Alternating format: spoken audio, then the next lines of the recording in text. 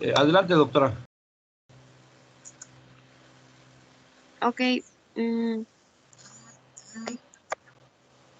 Bueno, en la absorción intestinal deficiente mencionaba que se va a caracterizar por la incapacidad del tubo digestivo para absorber nutrimentos. En este menciona que van a interferir a diferentes niveles, ya sea procesos intraluminares, que es aquel que va a estar interviniendo en lo que es la digestión, en mecanismos mucosos, en lo que es la absorción o en eventos postmucoso o posabsortivos, que es el transporte. Vamos a hablar que hay dos términos diferentes, que es la absorción deficiente o mala absorción, que este se define como defectos de absorción originados en la mucosa intestinal, y la digestión deficiente o mala digestión, que es una alteración en el metabolismo intraluminal de los diferentes nutrientes, como es la hidrólisis, la lipólisis, entre otros. La que sigue, por favor. Bueno, vamos a ver aquí que hay diferentes, que se puede caracterizar por tres tipos la mala absorción, que en este caso puede ser selectivo, que es un ejemplo la intolerancia a la lactosa, perdón, parcial, que es la beta-lipoproteinemias, y total, que es un ejemplo de la enfermedad celíaca, ya que en esta hay una pérdida de los tres grupos, grasas, lípidos y proteínas. Menciona que los últimos dos se relacionan más a lo que es el síndrome de absorción intestinal deficiente, que esto puede ser causado por muchas etiologías. En este caso mencionaba como, por ejemplo, la insuficiencia pancreática exócrina, la enfermedad celíaca o el espleno tropical. También mencionaba que en pacientes de edad avanzada podía relacionarse con hipocloridria, sobrepoblación bacteriana, trastornos de motilidad, una isquemia intestinal crónica, y también se relacionaba con un síndrome de intestino corto secundario a una resección intestinal o una infección por Yardia Lamblia. Pero para empezar a hablar de todo esto, primero tenemos que hacer como un repaso de lo que es la digestión y la absorción de nutrimentos. Nosotros sabemos, o bueno, vimos anteriormente que cada grupo se va a absorber y digerir de una forma diferente, ya sean las proteínas, los carbohidratos o los lípidos. Pero mencionaba el libro que había 4 fases de asimilación de los nutrimentos, que iba a ser la hidrólisis en la luz intestinal, la hidrólisis en el borde en cepillo de las microvellosidades intestinales, el transporte desde la luz intestinal hacia el enterocito y el procesamiento y transporte hacia la circulación portal y o linfática. Bueno, para empezar, en este hay un diagrama en el cual encontré en qué parte del intestino delgado se van a ir absorbiendo los diferentes nutrimentos. Principalmente los que nos van a importar en este caso es en el bueno, en el duodeno van a ser el hierro, el calcio, el magnesio, en el yeyuno la glucosa, la galactosa y la fructosa, es decir, los carbohidratos. En el ilion se van a digerir lo que son las grasas, colesterol y las sales biliares. En un artículo encontré que dependiendo de la área en el que estuviera el daño, se iba a observar iba a haber una respuesta del cuerpo. Por ejemplo, si fuera en el duodeno, se iba a encontrar una malabsorción de hierro, folatos y calcio. Esto va a haber una afectación en la digestión y la absorción de grasas y vitaminas liposolubles. Si fuese una alteración parcial en el yeyuno, fuera una diarrea crónica leve. Sin embargo, si fuera totalmente en el yeyuno, hubiera una disminución de la actividad de la lactasa, una diarrea osmótica, el sobrecrecimiento bacteriano, la producción de metabolitos potencialmente tóxicos, como una disfunción retrógrada hacia la luz intestinal de electrolitos y líquidos. En el ilion terminal se iban a encontrar diarreas, y si fuese todo el ilion, se iban a encontrar una malabsorción de sales biliares y de grasa, un diarrea y esteatorrea. Iba a haber una pérdida exagerada de sales biliares y un sobrecrecimiento bacteriano en ausencia de la válvula ileosacal. En este caso se iba a obstaculizar la absorción de agua y hierro. Bueno, para empezar, vamos a hablar de los carbohidratos. Bueno, sabemos que los carbohidratos no pueden digerirse ni absorberse de forma completa, estos tienen que irse degradando. Mencionaba que el 80% de los carbohidratos se iba a degradar y iba a ser la glucosa, y el 20% restante iban a ser fructosas y galactosa. Estos se van a ir degradando para formar monosacáridos y disacáridos, que son aquellos que sí se van a absorber. Este inicia en la boca con ayuda de la amilasa salival para poder irse degradando, y posteriormente ya con ayuda de la amilasa pancreática en lo que es el intestino se van a degradar completamente. En esta imagen podemos ver cómo cómo se divide lo que es la lactosa, el almidón y la sacarosa, en el cual el almidón va a ser aquel que se va a degradar hasta lo que es la glucosa. Sin embargo, este va a pasar por más procesos, como es por la alfa amilasa, que va a ser aquella que va a ayudar a degradarse, y pues la maltosa y las alfas dextrinas van a ayudar a lo que es la degradación completa. Posteriormente, bueno, este mencionaba que iba a ocurrir en el yeyuno. La que sigue, por En este mencionaba que para poder llegar al interior de la célula eh, tenía que pasar por un transporte activo. Esto nos mencionaba que para que fuera el transporte activo iba a ser por medio del sodio. Este iba a ayudar a entrar a la glucosa a la célula por el transporte activo. Posteriormente, la que sigue, por favor, vamos a tener mutaciones del gen, en este caso de los carbohidratos, podrían generar cuadros hereditarios de absorción deficiente de glucosa y galactosa. Y si hubiese una anormalidad hormonal, por ejemplo, que hubiese un aumento del polipéptido inhibidor gástrico o del glucagón o una disminución de la colicistocinina, iba a haber un cambio en lo que es la absorción y se iba a notar la mala absorción. Esto debido a que estas hormonas ayudan a lo que es el vaciamiento de la vesícula biliar, a los productos de la digestión y la secreción ácida. Mencionaba que una quinta parte del almidón iba a pasar por lo que es el intestino grueso y iba a ser metabolizado en ácidos grasos de cadena corta para que fueran absorbidos fácilmente. Y en esta reacción se iba a generar hidrógeno y metano, que iban a ser parte de lo que es una flatulencia. En el caso de lo que son las proteínas, estas iban a tener un proceso de digestión más complejo.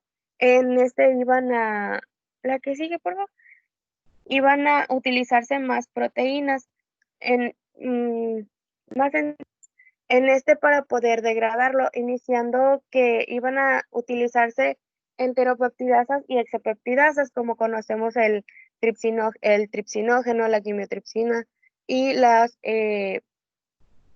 carboxipeptidasas.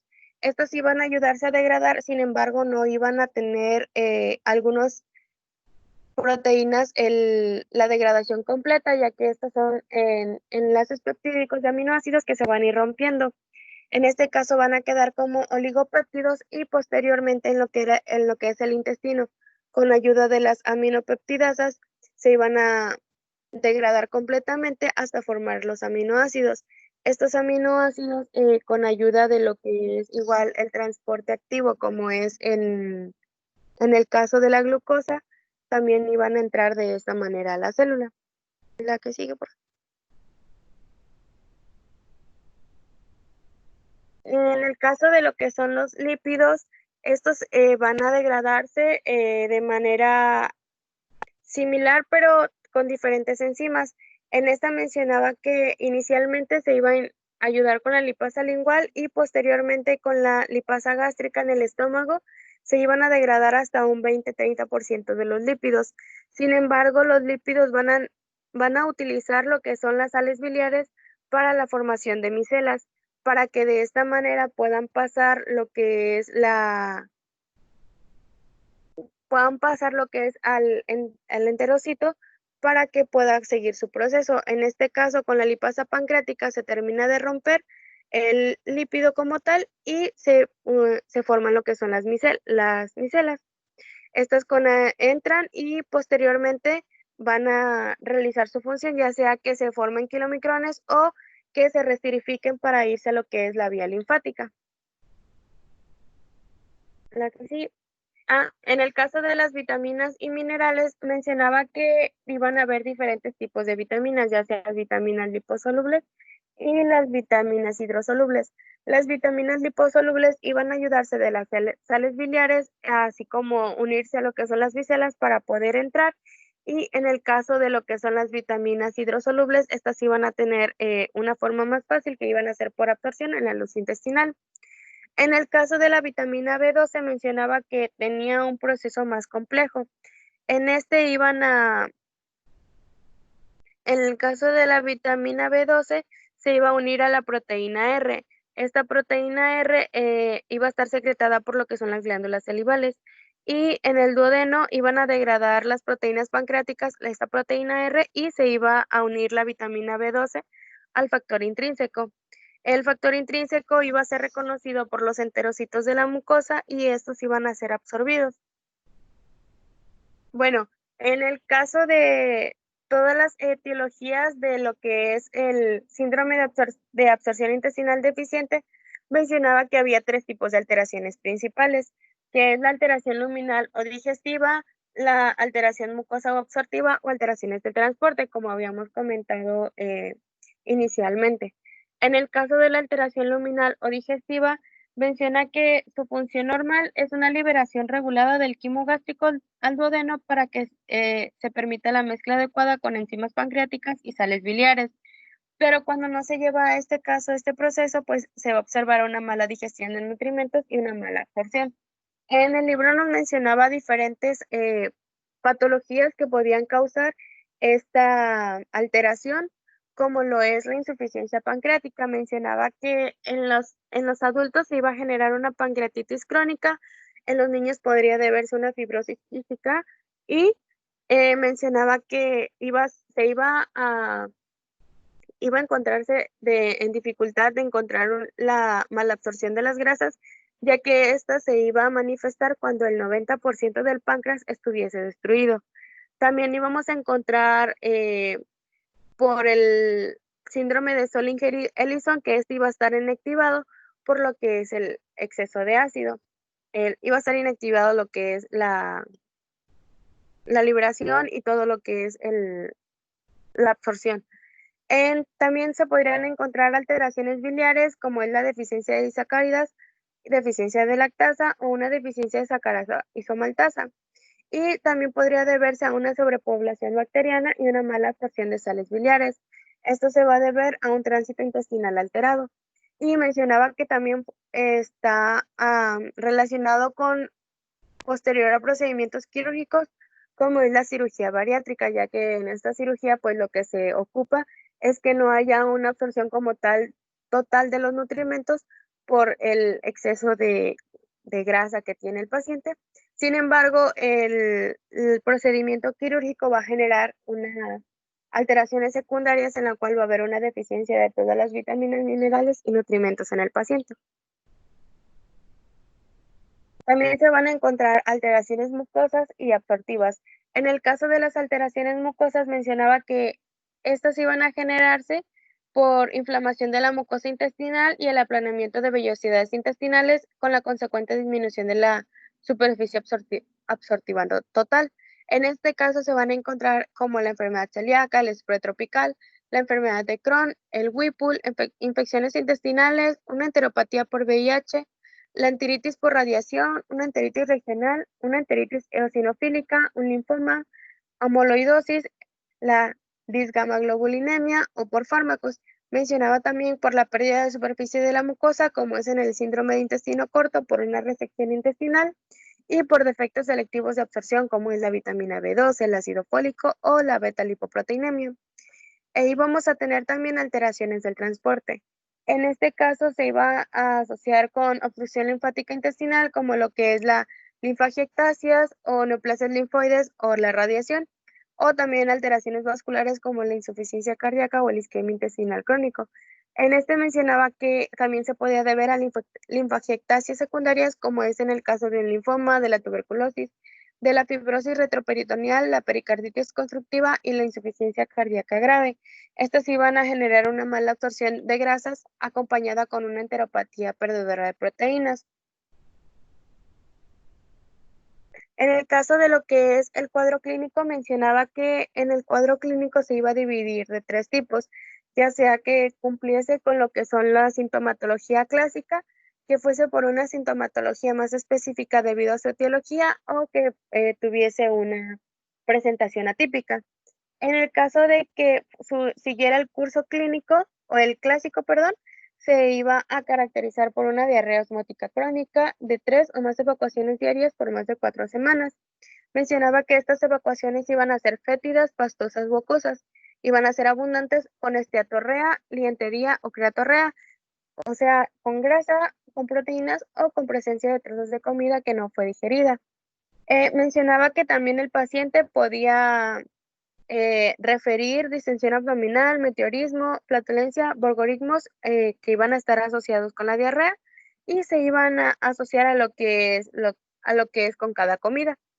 También mencionaba que si el paciente tuviese la, la sintomatología referente a lo que es su etiología. Por ejemplo, en este cuadro mencionaba todos los tipos de vitaminas que puede tener las deficiencias y la sintomatología que se va a ir presentando. Por ejemplo, en la hidrosolubles, vitaminas hidrosolubles como es la B1, que es la tiamina, en el caso de que presentara un beriberi, se iba a encontrar debilidad muscular, neuropatía periférica, insuficiencia cardíaca, como lo es en el Wernicke-Korsakoff, un nistagmo, una oftalmoplegia, ataxia cerebelosa, un deterioro cognitivo o una psicosis, y así posteriormente con cada vitamina. En el caso de la atípica, son presentaciones atípicas, como su nombre lo dice, que no son usualmente comunes en el paciente. En este mencionaba que podría encontrarse una deficiencia de hierro que iba a generar una anemia microcítica hipocrómica o una anemia megaloblástica por deficiencia de ácido fólico o vitamina B12. Y en este iba a tener pues sus manifestaciones clínicas como es una glositis, una queilosis, y también mencionaba que si el paciente podría estar ah, relacionado con alteraciones autoinmunes, por ejemplo, si el paciente presentara demencia, diarrea, alteraciones cardiovasculares o fiebre, podría ser un indicador de lo que es la enfermedad de Whipple, así como una oftalmoparesia, una tosis palpebral, una neuropatía periférica o una historia de dismotilidad intestinal o un hábito delgado podría generar o podría indicar una pseudoobstrucción por una citopatía mitocondrial. En el caso del diagnóstico, mencionaba que para empezar el diagnóstico como tal, se debía iniciar con una historia clínica.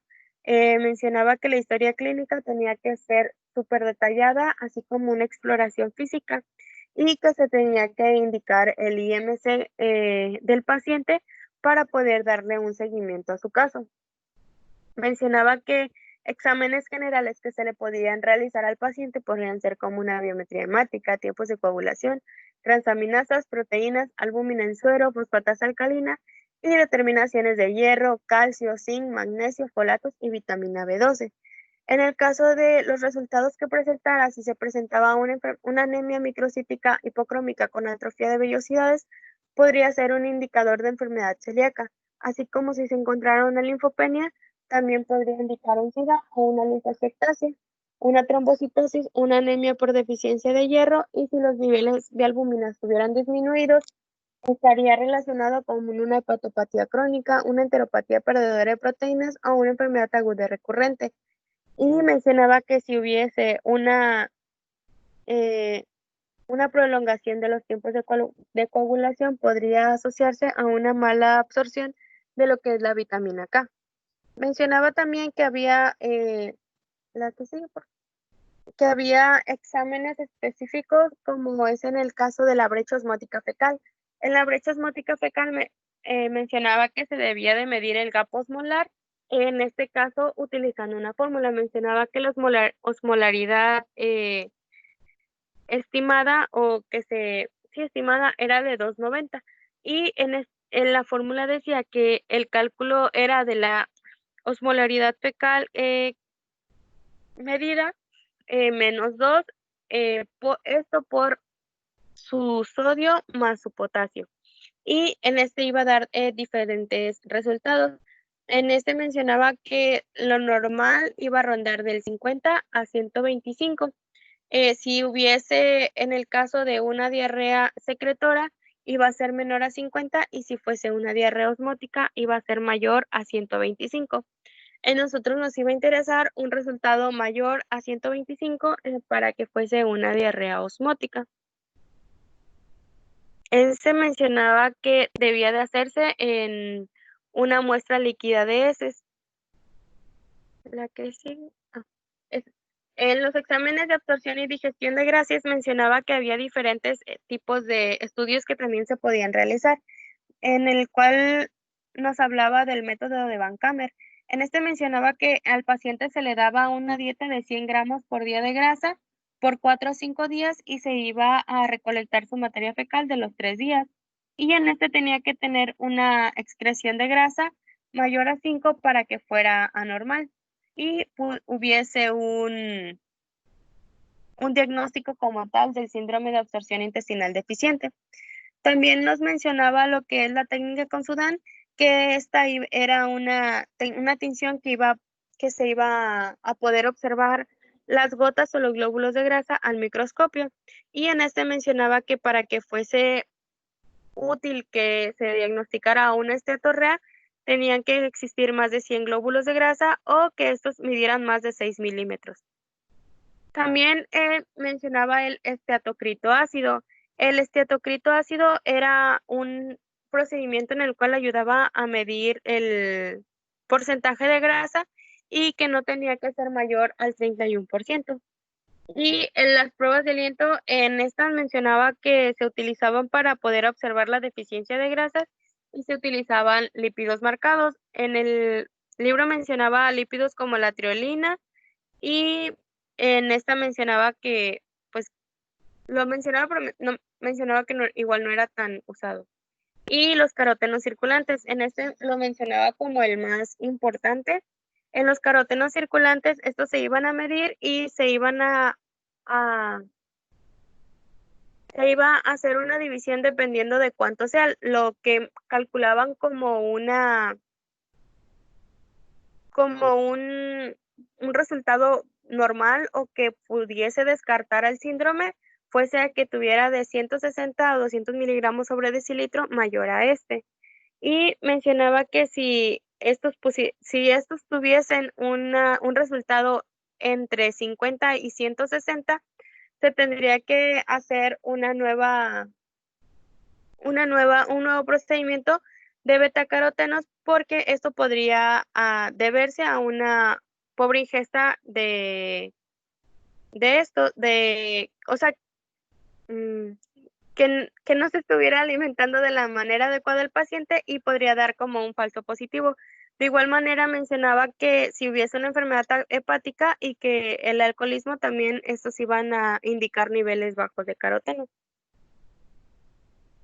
En este algoritmo mencionaba o era un diagrama de cómo se iba a hacer el diagnóstico o se iba a llevar a cabo para poder diagnosticar el síndrome de absorción intestinal deficiente. En este iba a iniciar por una diarrea crónica osmótica que iba a ser mayor a 200 gramos sobre el día, con una brecha osmótica fecal mayor a 100 miliosmoles sobre kilogramo. Si hubiese la presencia de estos, pues se va a empezar a realizar unos carotenos séricos o una grasa en heces. Si en el caso de que se presente en hombres o mujeres unos carotenos séricos menor a 50, puede realizarse una nueva prueba que es la prueba de Gilosa. Posteriormente, si esta prueba de Gilosa es menor a 5 gramos, esto se va a deber a una alteración mucosa y se van a realizar diferentes estudios específicos para poder definir la etiología como tal del síndrome de absorción intestinal deficiente. O sea, ya está diagnosticado, pero se quiere encontrar la etiología causante para poder tratar la causa subyacente. Y en el caso de que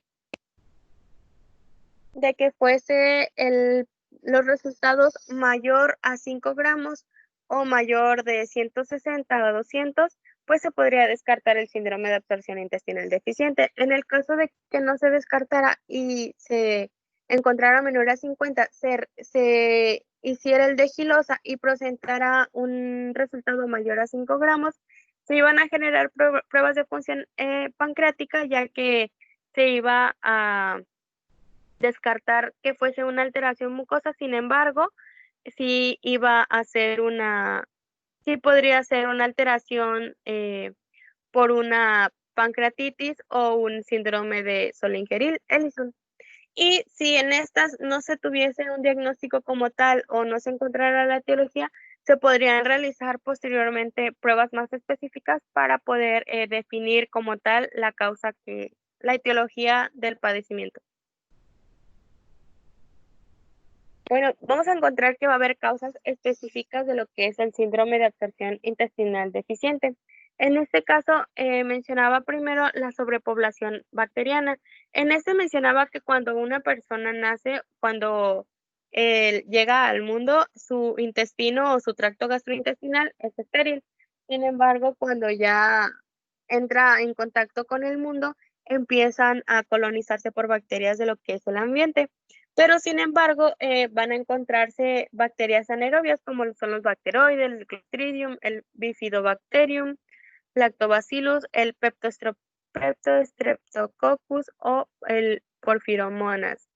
Pero por el peristaltismo o la acidez gástrica, estos no van a proliferar de manera patógena y se van a quedar en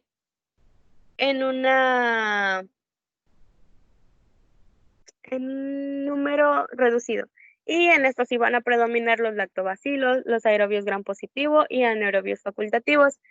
En este mencionaba que iban a haber factores que iban a predisponer la sobrepoblación bacteriana y mencionaba la gloridia, las anormalidades motoras, la escleroderma, una pseudoobstrucción intestinal, una neuropatía diabética, vagotomía, comunicaciones anómalas entre el intestino y el colon y anormalidades estructurales del tracto gastrointestinal, así como síndromes Bueno, de deficiencia de inmunoglobulinas, leucemia granulocítica crónica y defectos en células T. Mencionaba que en estas iba a haber una pérdida de nutrimentos como son los carbohidratos, las grasas y la vitamina B12. Y estas bacterias intraluminares iban a degradar y utilizar estos carbohidratos y proteínas para generar daño en lo que es la mucosa intestinal. Estos iban a hacer daños como el aplanamiento de las vellosidades, una pérdida de la integridad estructural de las células epiteliales o una inflamación de lo que es la lámina propia.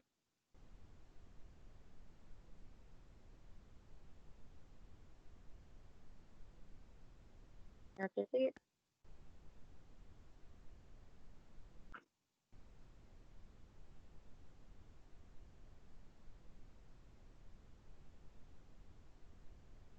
Adolfo, la que sigue, por favor.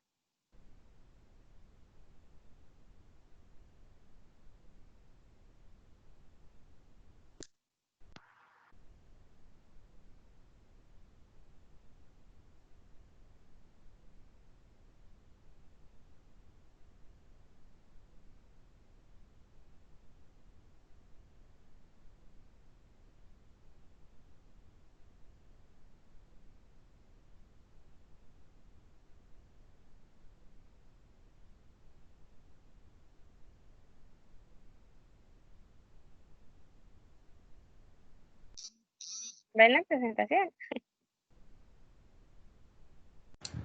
no sé. No, no se ve.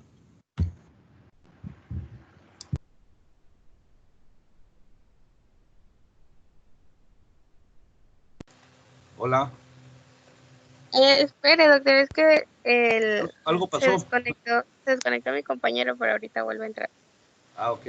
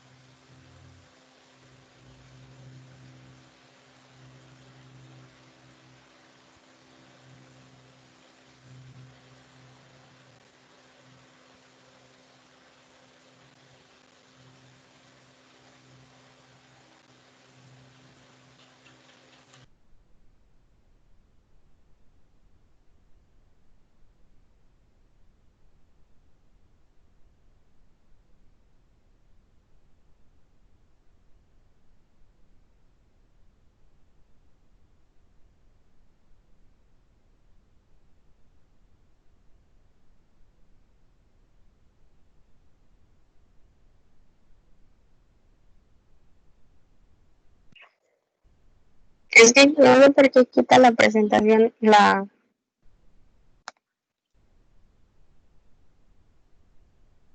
página.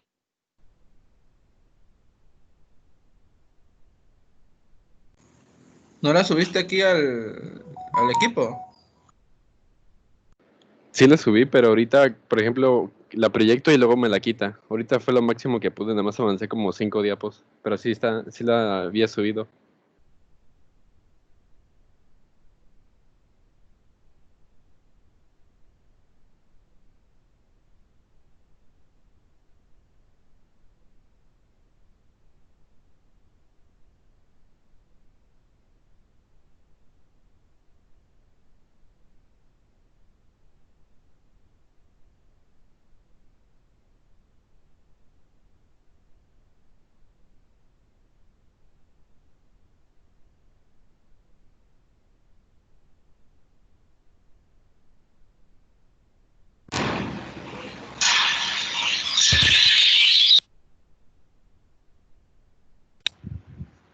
Qué bien.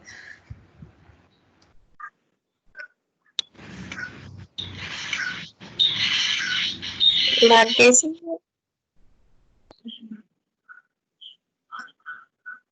Ahí. Bueno, mencionaba que para que hubiese un diagnóstico de si fuese la sobrepoblación bacteriana la causa, se iba a realizar un cultivado de aspirado intestino proximal o en ese se tenía que encontrar un crecimiento de anaerobios y aerobios de la 10 a la 5. Mencionaba también que se podría realizar una prueba de Schilling para el diagnóstico y una prueba de aliento de la sedegilosa, porque mencionaba que esta iba a tener una sensibilidad y especificidad del 95 al 100%. Mencionaba que para que pudiese, bueno, en el tratamiento de esta se iba a basar a tratar la normalidad subyacente. En este caso, pues se iba a encontrar al patógeno causante y se iba a dar el antibiótico adecuado. En este mencionaba que se podría realizar un ciclo de 7 a 10 días para poder eliminar la diarrea durante meses y se podría administrar en cada episodio o cuando estos ocurran de forma esporádica.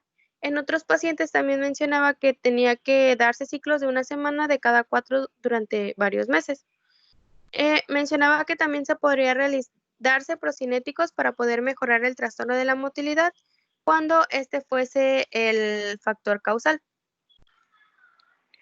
Y también mencionaba el síndrome de intestino corto. En este del síndrome de intestino corto, mencionaba que era una mala absorción por la capacidad absortiva insuficiente y alteraciones de la motilidad gastrointestinal que se va a generar de la resección extensa del intestino delgado. En esto se iba a aparecer cuando en los pacientes se iba a ver una resección del 50 al 70% del intestino delgado.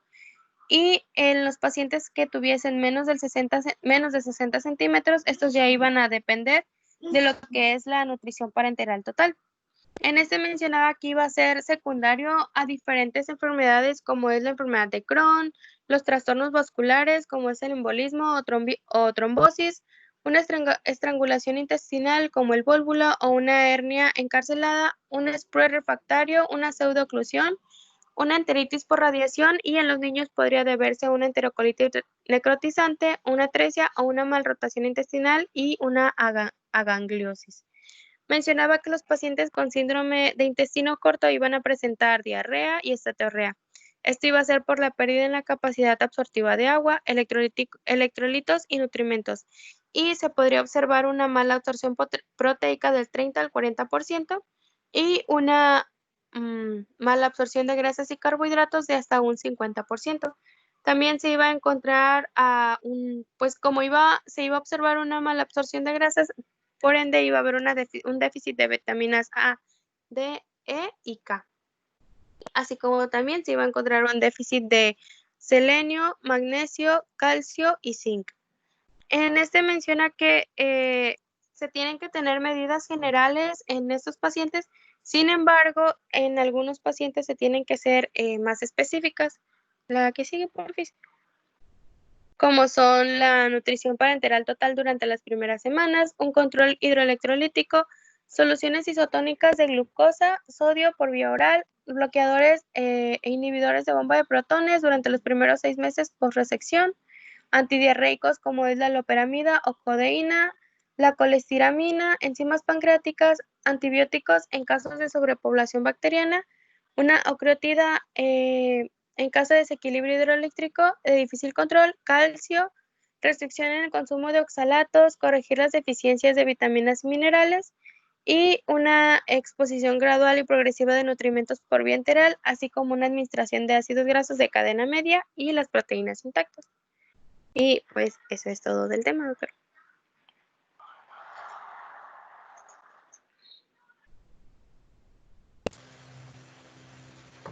Ok. Bastante completo. Nada más para reforzar el síndrome de intestino irritable, la incapacidad del organismo de apropiarse de los nutrientes que nos estamos siguiendo.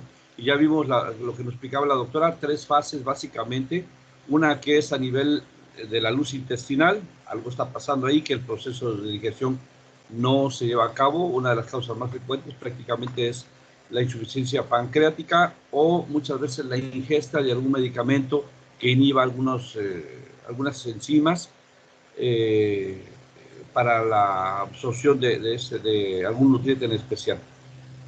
Lo ocupan a veces las personas que quieren bajar de peso. La otra fase es la del proceso de absorción, de pared prácticamente.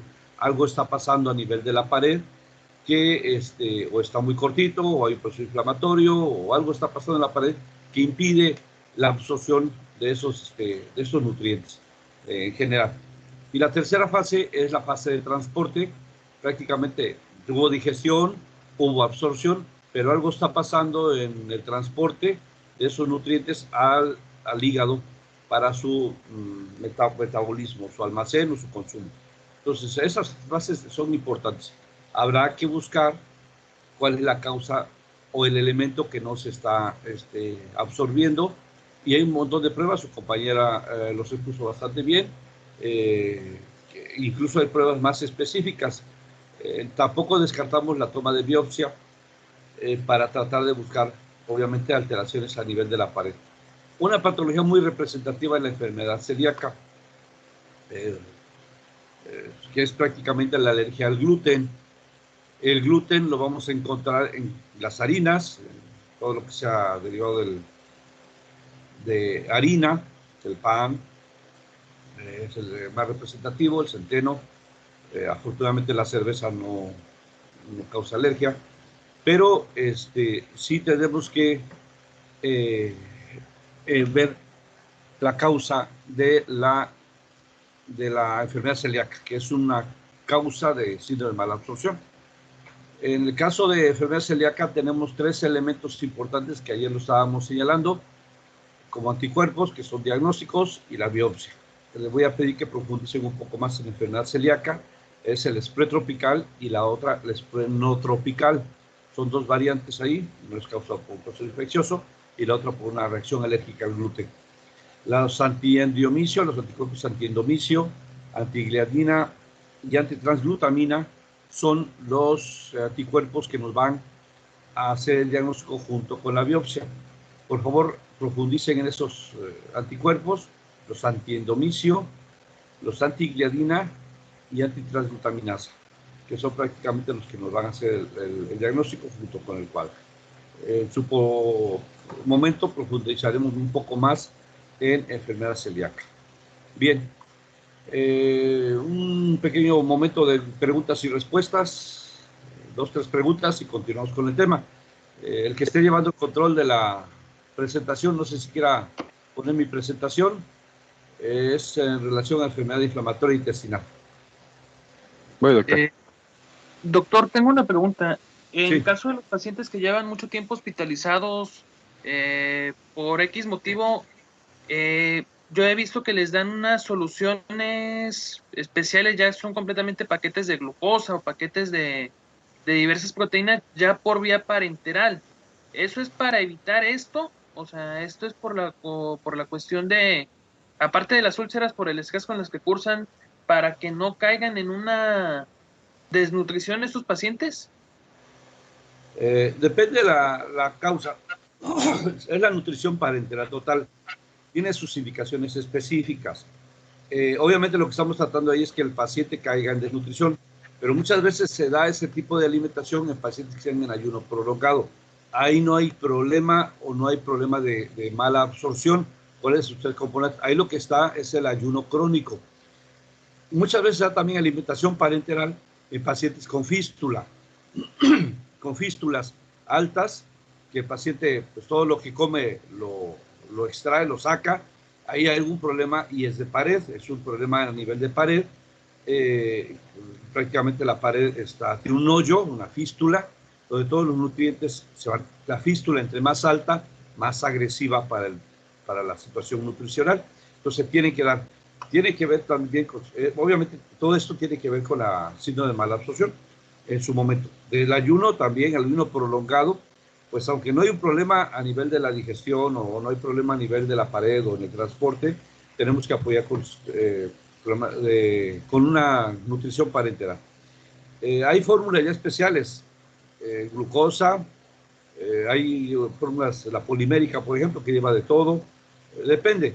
Hay indicaciones especiales para la alimentación parenteral. Y sí tiene que ver, porque prácticamente estamos provocando un síndrome de mala absorción, aunque no específicamente, puede ser también por el ayuno prolongado. ¿Qué pasa en el ayuno prolongado? También hay atrofia de los pliegues intestinales, empieza a haber un poco de atrofia. Por eso es que es muy recomendable que, aunque sea un cachito de intestino, lo utilicemos. O sea, dar prioridad a la alimentación enteral y ya en segundo plano la alimentación parenteral, porque tiene sus indicaciones especiales.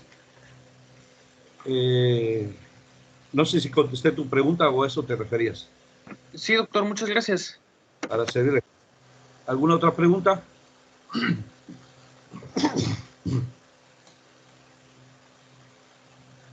¿Ninguno? Bueno. Le voy a pedir a alguno de ustedes, no sé quién quiera, o sea, más adelante, que nos hable de enfermedad celíaca en la próxima clase. A ver quién se apunta. También a ver quién se apunta con... bueno, no, con nada más con que me apoyen con enfermedad celíaca. Yo les doy el tema de enfermedad diverticular y enfermedad polipoide. Eso yo me toca, pero sí quisiera que alguien se apuntara con enfermedad celíaca. Es un tema importante, tiene que ver con síndrome de mala absorción, tiene que ver con síndrome diarreico, un poquito más, más específico por un tema que, aunque no es muy frecuente, sí lo vamos a llegar a ver aquí en México. Entonces, ahorita al final de la sesión, espero que alguien se aviente y exponga el tema de enfermedad celíaca. Un tema pequeño, y pero interesante. Bien. Doctor, yo me aviento con enfermedad celíaca. ¿Yo puedo dar enfermedad celíaca? Sí, apareció. Ok, ahí son dos variantes. Bueno, la enfermedad celíaca le decimos spray no tropical, y está la contraparte que es la otra que es el spray no tropical, para que los tomes en cuenta, ¿no? Los dos, el spray tropical lo menciones y 2, 3, 4 diapositivas de spray no tropical, y enfermedad celíaca y su variante, otra variante que es el spray no tropical, para que consideres esos dos temas. Gracias, Aparicio. Doctor. Okay. Sí. Ok. Muy bien. Me toca el tema de enfermedad inflamatoria intestinal. El mismo nombre me está diciendo a qué me voy a referir. A un proceso inflamatorio crónico, que no se puede controlar. La que sigue, por favor. Que nuestros mecanismos de defensa no lo pueden controlar.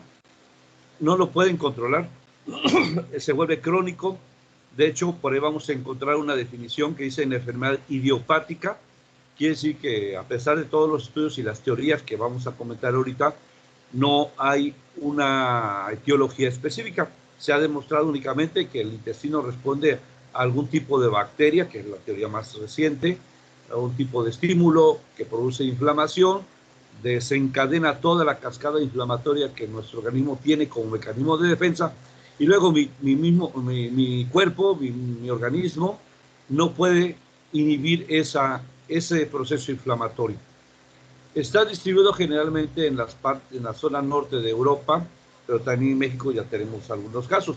Ahí están viendo en la proyección la incidencia entre la enfermedad de Crohn y la colitis ulcerosa crónica, que son las más estudiadas, o son las más frecuentes en casi un 95%. Entonces, son los dos procesos inflamatorios, vamos a ver sus diferencias, y de hecho son las patologías que nos vamos a tomar en cuenta. ¿La que sigue? ¿La que sigue? ¿Alguien está llevando control? Creo que ya te pasaste mucho, ¿no? Bueno, esa la que sigue, creo que es la de epidemiología. Bien, esta.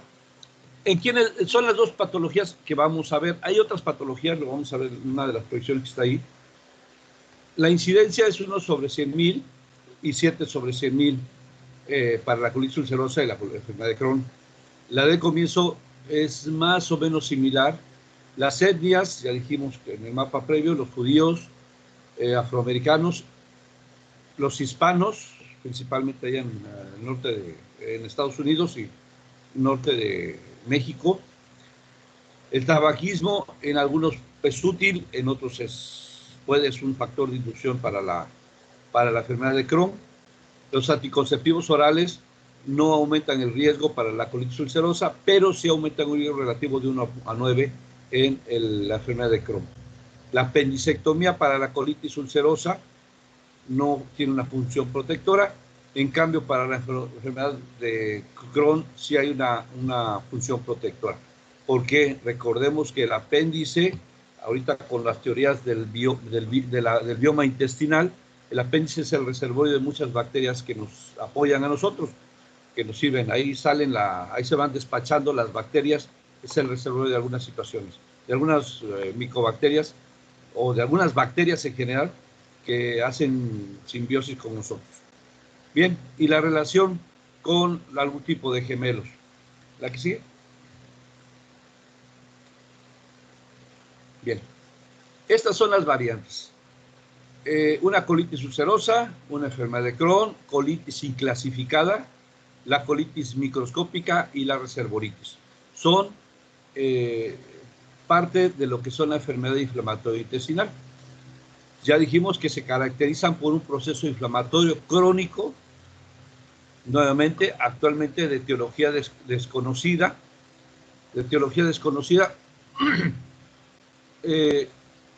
y que nuestro mismo cuerpo no puede controlar, inhibir. La produce como mecanismo de defensa, pero luego no la puede inhibir. El mismo nombre lo está diciendo, es idiopática y es crónica.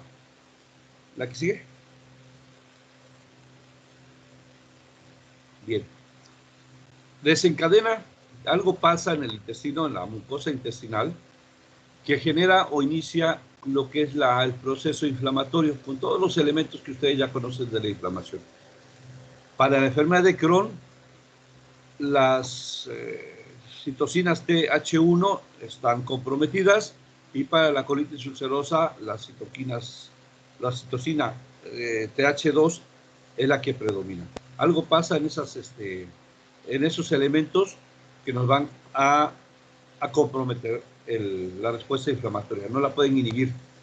Hay deficiencia de este tipo de interleuquinas. Sus dos patologías más representantes en un 95% son la enfermedad de Crohn y la colitis ulcerosa. Ya lo habíamos en la presentación anterior. Hay otras que apenas representan del 3 al 5%, algunos autores. Es muy poca o muy baja la probabilidad de que topen con alguna de esas patologías raras. Es más seguro que topen con una enfermedad de Crohn o una colitis ulcerosa. ¿Cuál es la diferencia entre cada una de estas dos? De entrada, la enfermedad de Crohn abarca desde el esófago hasta el ano. La colitis ulcerosa únicamente demarca lo que es el colon. Entonces, de entrada ya tenemos una cierta localización topográfica.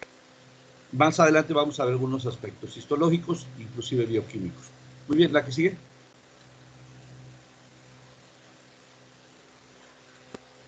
¿Cuáles son los factores que intervienen? Hay una serie de factores genéticos, ambientales, inmunológicos del propio huésped, que van a generar ese tipo de mala respuesta al control del proceso inflamatorio. La que sigue. Los genéticos, por ejemplo. Hola. La que sigue. Los genéticos, por ejemplo, una alteración en el sistema inmunitario, ya habíamos comentado una alteración en las citoquinas, una alteración en la respuesta al control del proceso inflamatorio. Hay una predisposición genética, obviamente. También hay factores ambientales. Las teorías actuales, lo que más dicen actualmente es que hay un proceso infeccioso por alguna de las bacterias, de hecho el tuberculoso, el Mycobacterium tuberculoso, también le echan la culpa a este tipo de, como agente causal o agente etiológico que produce la situación inflamatoria. También se ha visto que la flora intestinal, el bioma intestinal, que actualmente está tomando mucha relevancia, a veces predomina una de las bacterias que se ve muy agresiva. Es un tema interesante que lamentablemente no viene en el programa de aparato de gastroenterología, no viene en el programa de gastroenterología, verlo de bioma intestinal. Si nos da tiempo, lo estudiaremos, veremos qué tipo de bacterias nos apoyan, son simbióticas y algunas son patógenas para nuestro aparato digestivo. Actualmente se conoce como bioma normal, o la biota intestinal normal de nuestro intestino. Bien, ¿la que sigue? Bien. Alteraciones en los cromosomas 1.3, 7, 12 y 16. Para la colitis ulcerosa, una alteración en el alelo de R2. Para la enfermedad de Crohn, alteraciones en el gen NOD2, realmente está haciendo una mutación, o en el alelo de R5. Ustedes conocen más de genética que un servidor, ahí les encargo de tarea para que profundicen en este tipo de alteraciones genéticas. ¿La que sigue? Los factores de huésped, nuevamente, acuérdense de la barrera protectora, función de la barrera de las células intestinales. También aquí tenemos un mecanismo de protección, que son los preepiteliales, transepiteliales, posepiteliales. Entonces, ahí algo está pasando a nivel de las células, algún tipo de bacteria está lesionando la mucosa, que genera un proceso inflamatorio. Por ahí también aparece el Helicobacter pylori, ya nuestro amigo que ya lo conocemos. También algunas series reportan un tipo de Helicobacter pylori en intestino, inclusive allá en colon. Trastornos en el aporte vascular, personas con algún tipo de insuficiencia vascular mesentérica, me refiero a la crónica, no a la aguda, pues en su momento haremos algunas precisiones, o alteraciones en la alteración, acuérdense del Auerbach-Meissner, están afectados, no hay buena relación, no buena coordinación en estos dos sistemas, o hay degeneración neuronal, el Auerbach-Meissner está comprometido. Eso tiene que ver con el huésped. ¿La que sigue? Bien. Ambientales, aquí está lo que le comentaba yo. Actualmente las teorías más actuales dicen que todos estos bichos que están en su pantalla, el Mycobacterium paratuberculoso y todos los demás elementos, el Helicobacter, ya lo conocen, algunos virus, llegan y empiezan a afectar la mucosa. No descarto que más adelante aquí también vaya a aparecer el COVID-19. Hasta ahorita no hay ninguna relación. Estuve buscando alguna relación del COVID-19 como causa de enfermedad. Pues obviamente es una patología nueva. Pero a lo mejor por aquí nos van a decir, y también el COVID-19 es un agente infeccioso y es lo que está causando un proceso inflamatorio intestinal que nuestro organismo no puede controlar, no puede inhibir. Hay factores ambientales, el tabaquismo. Acuérdense que uno incluso hasta sirve de protector para la colitis ulcerosa. y para la enfermedad de Crohn es un agente agresor. No, como no sabemos cuál es la causa de la específica del síndrome intestino inflamatorio o síndrome inflamatorio intestinal, bueno, le echamos la culpa al estrés. Alguien tiene que cargar con esa culpa. ¿La que sigue? Bien. Ambas patologías comparten un proceso inflamatorio que se generaliza. No nada más lo vamos a encontrar en el tubo digestivo, también tiene manifestaciones extradigestivas o extraintestinales. Algunas dermatológicas, estamos viendo una presentación, el eritema nudoso, el pioderma, en fin, la psoriasis inclusive, son manifestaciones dermatológicas de enfermedad inflamatoria intestinal. Entre ellas, la que más nos va a agredir, bueno, las dos son agresivas, pero la que más va a dar manifestaciones extraintestinales, pues la enfermedad de Crohn. Entonces siempre hay que tener presente esta posibilidad. La colitis ulcerosa, en su parte, también da manifestaciones extraintestinales. Es una respuesta inflamatoria que primero fue local, fue intestinal, y ya luego se hace sistémica. Bien, ¿la que sigue? Datos, otras manifestaciones extradigestivas tienen que ver con patologías reumatológicas, la sacroilitis, artritis, en fin, todo este tipo de datos de patologías también se relacionan o pueden ser manifestaciones clínicas de una enfermedad inflamatoria intestinal. ¿La que sigue? Oculares, conjuntivitis, uveitis, patologías biliares, la colelitiasis,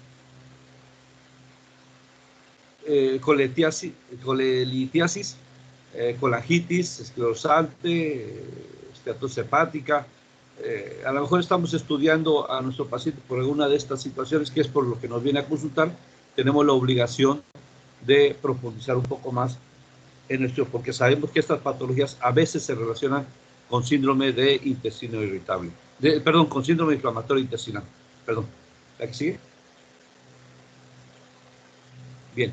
Causas urológicas, nefrolitiasis, obstrucción uretral, la presencia de fístulas espontáneas en vía urinaria, algunos datos cardiológicos, miocarditis, endocarditis.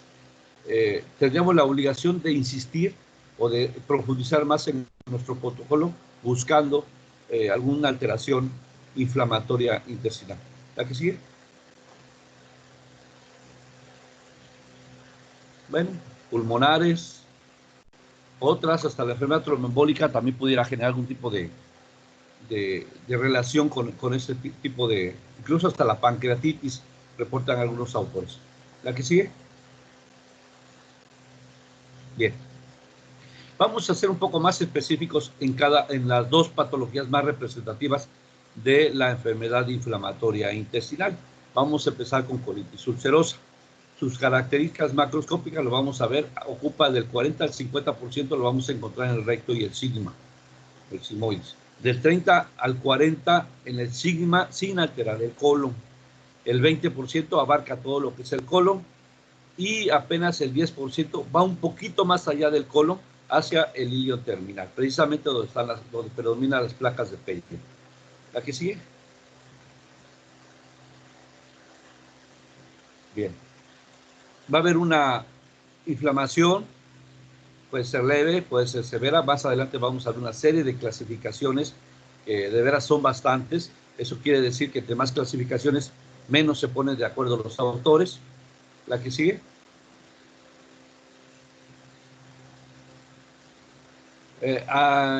Cuando hay una evolución larga o crónica, se pueden empezar puede dar un aspecto cuando el endoscopista se mete ahí al colon a revisar, puede haber una especie de pólipos o lo puede confundir con pólipos. Decimos, en sí no son pólipos tal y como los conocemos, una impresión macroscópica de un pseudopólipo, zonas de regeneración con zonas de alteración de la mucosa, mucosa que ya se echó a perder, que ya no va a servir, y radiológicamente, bueno, aquí vamos a ver, dice colon estrecho y acortado. Radiológicamente hay un dato importante que considerar, precisamente se llama así, signo del colon corto, colon acortado. Al tomar ustedes un colon por enema, una parte del intestino se ve como si estuviera retraído, como un acordeón contraído. Así se ve muy liso, muy parejo, como un tubo, sin que nada más, como un esófago, sin nada más un tubo largo, sin las austras desaparecieron, un tubo nada más. Entonces sabemos síndrome de intestino corto. Eso lo vemos en las placas radiográficas. Puede tener complicaciones, se vuelve fulminante cuando hay una colitis total, un proceso inflamatorio total del colon, cuando se agrega el megacolon tóxico, que en su momento platicaremos más adelante. Eso lo vamos a ver mucho en los niños, el megacolon, también se le da en los adultos, o cuando llega a perforarse. Si se perfora, aunque es raro en la colitis ulcerosa crónica, nos va a dar datos de abdomen agudo o la presencia de fístulas. Más adelante vamos a ver ciertas características histológicas, creo que es la que sigue, a ver. Ahí está. ¿Por qué la perforación es más rara en la colitis ulcerosa? Prácticamente la lesión está limitada a la mucosa y submucosa.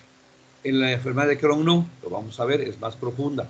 Entonces, esta también puede llegar a perforarse, a lastimar toda la pared intestinal, pero es muy rara que llegue a perforarse la colitis ulcerosa. Sí lo puede hacer, y nos va a dar datos de agudo, fístulas, pero en muy raras ocasiones. Prácticamente vamos a encontrar una criptitis en la zona. Acuérdense que la más abarca mucosa y submucosa, hiperplasia fibromuscular, todo lo que la pared se gruesa por respuesta al proceso inflamatorio localizado en la mucosa y submucosa. ¿La que sigue?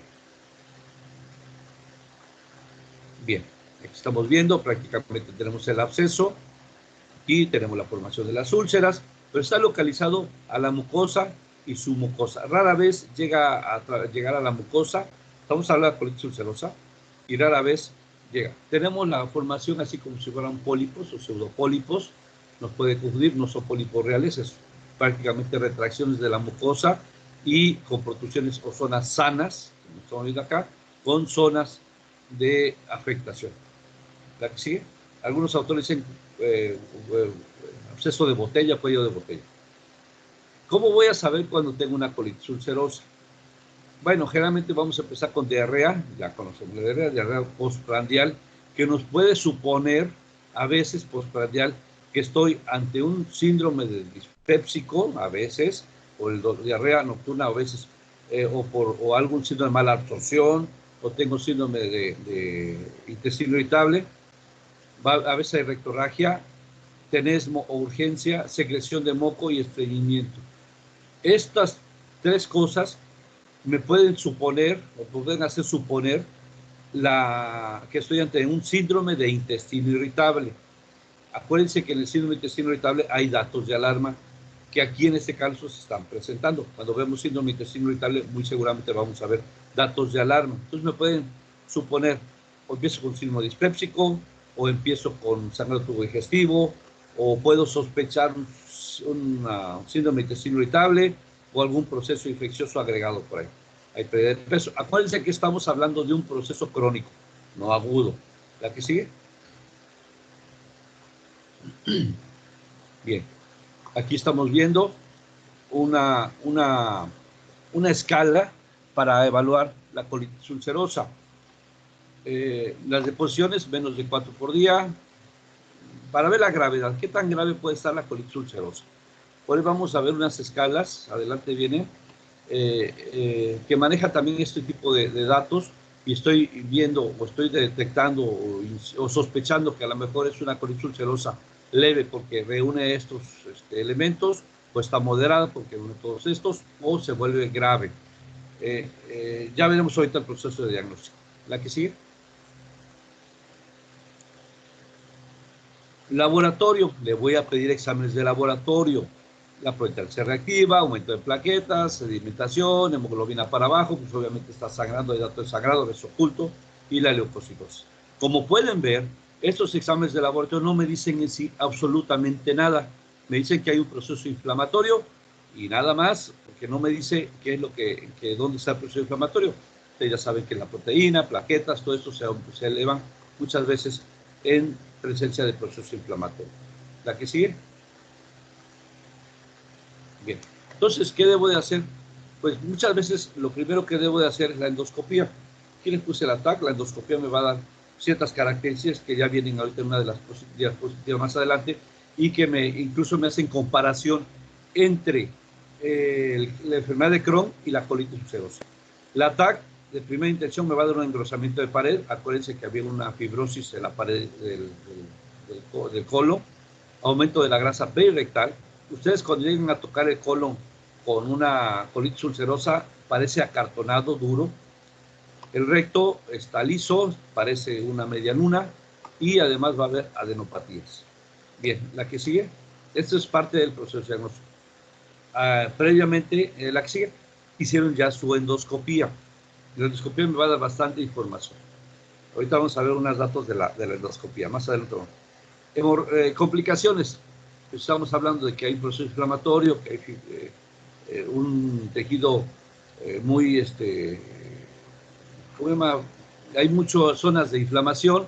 Fácilmente puede hacer su debut con una hemorragia, puede ser su debut con un megacolon tóxico, se puede perforar, datos de abdomen agudo, inclusive puede llegarse a obstruir el intestino y hace su debut con un cuadro oclusivo intestinal. Entonces lo reviso porque está tapado y resulta que hay un proceso inflamatorio en alguna parte del colon. Obviamente es una obstrucción baja. O muchas veces llega el paciente a verme por una enfermedad perianal. ¿Cuál es la enfermedad perianal? Absceso y fístulas. En su momento también veremos esas situaciones.